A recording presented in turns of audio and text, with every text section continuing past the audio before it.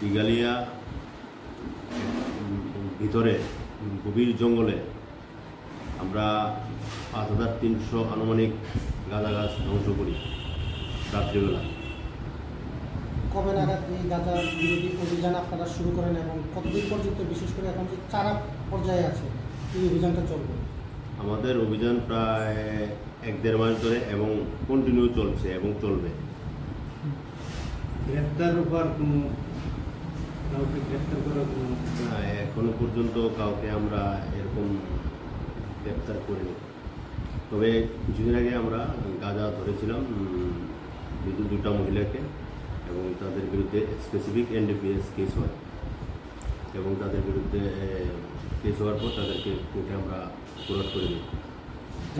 গাঁজার যে বাগানগুলি বা নার্সারিগুলি, সেগুলি সাধারণত কী ধরনের লোকেশনে আপনারা পাচ্ছেন? এইগুলি আমরা ম্যাক্সিমাম খাসল্যান্ড, ফরেস্টল্যান্ডেই পাই। কতটুকু পরিমাণ মনে হয় এখানে গাঁজাতে কিছু? আমরা যে